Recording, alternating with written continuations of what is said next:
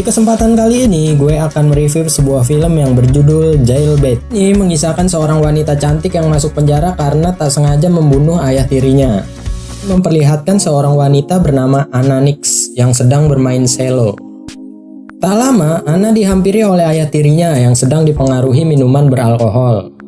Di sini diperlihatkan bejatnya seorang bapak yang memaksa anaknya untuk melakukan mantap-mantap.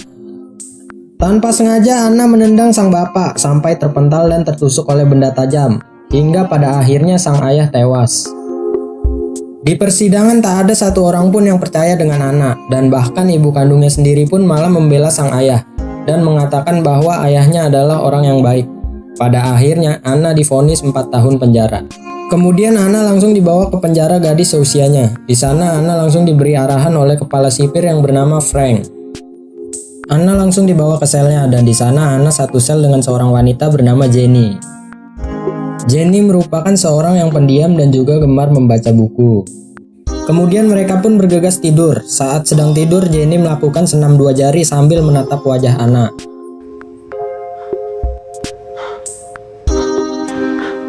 Kemudian seluruh napi digiring keluar untuk beraktivitas.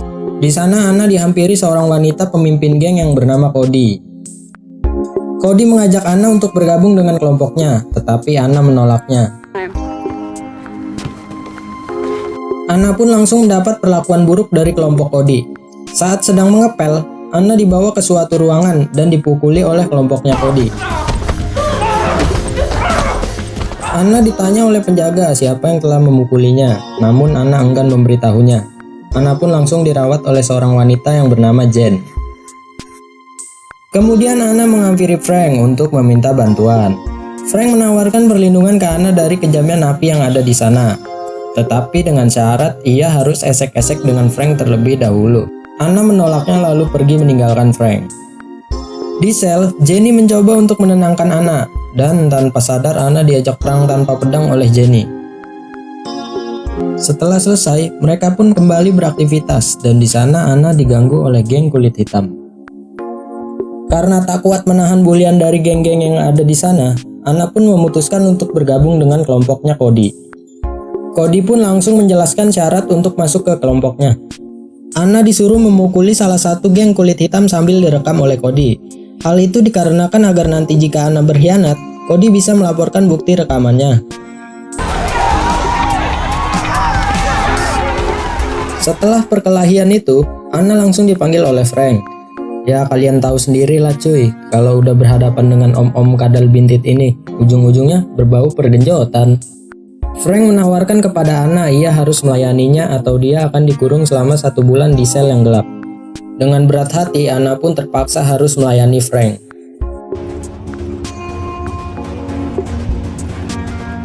Setelah selesai, Anna dipanggil oleh Cody dan mengatakan bahwa dia telah resmi masuk ke dalam gengnya. Kemudian Cody menyuruh Anna untuk menghisap narkoboy bersama dengannya. Saat sudah rada santuy, mereka pun langsung berperang tanpa pedang. Adegan berpindah di mana Anna mendapat kunjungan dari ibunya. Anna pun menceritakan hal-hal buruk yang pernah ayahnya lakukan. Namun percuma, ibunya selalu berpikir bahwa ayahnya adalah orang yang baik. Scene berpindah, Anna yang sedang mengobrol bersama Cody, tiba-tiba saja ia dihampiri geng kulit hitam. Anna pun langsung memukulnya dan terjadi baku hantam antara kedua geng. Setelah perkelahian itu, ya kalian tahu sendirilah kalau Anna membuat masalah selalu berujung dipanggil oleh om-om kadal bintit ini. Seperti biasa Frank memberikan penawaran bejat kepada Anna. Tapi kali ini beda cuy, Anna disuruh menghisap narkoboy dulu biar rada santuy genjotnya.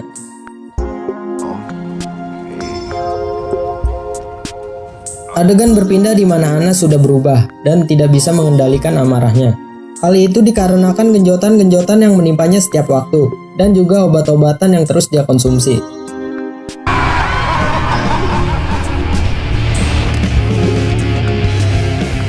Hingga pada akhirnya Cody menghampiri Anna dan menyuruh Anna untuk berhenti mengkonsumsi obat-obatan. Kemudian Anna yang sudah depresi mencoba untuk bunuh diri. Namun rencananya berhasil digagalkan oleh salah satu penjaga di sana.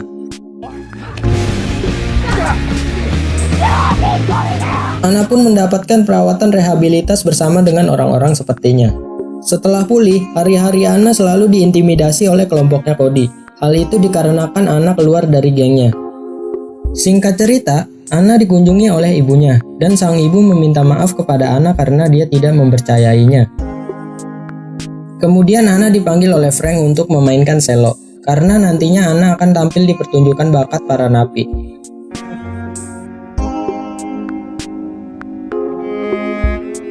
Anna yang sudah muak dengan kelakuan Frank, ia mencoba meminta bantuan kepada Jen untuk melaporkannya. Namun sayangnya rencana Anna diketahui oleh Frank melalui CCTV. Frank pun langsung menyuruh seorang napi untuk membunuh Jen.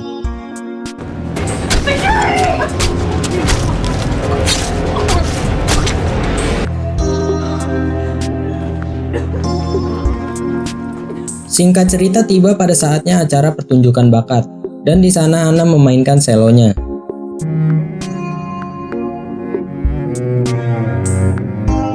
Setelah acara selesai, Frank menghampiri Anna dan mengiming-imingi kebebasan dengan syarat Anna harus digenjot terlebih dahulu.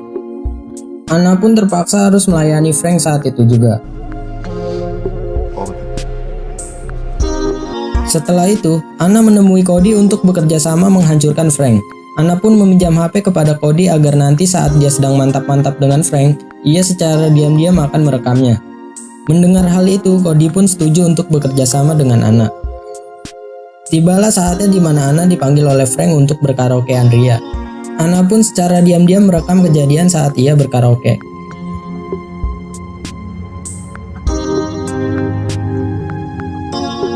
Di hari itu juga ada pengajuan bebas bersyarat apabila tahanan tersebut memenuhi kriteria. Anna pun bercerita tentang kehidupannya di penjara, dan juga ia menyesal dan tidak akan mengulangi perbuatannya lagi. Pada saat Frank berbicara, ia tidak membela Anna dan juga berbicara buruk tentang Anna. Pada saat itu juga Anna langsung menunjukkan bukti rekaman saat ia berkaraokean ria dengan Frank. Frank pun langsung ditangkap dan Anna akhirnya dibebaskan. See you on the outside. Sesampainya di luar, Anna langsung disambut oleh sang ibu.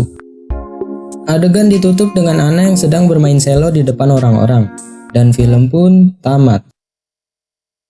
Jadi cuy, kesimpulan dalam film ini adalah jauhilah narkoba dan bergenjotlah dengan gaya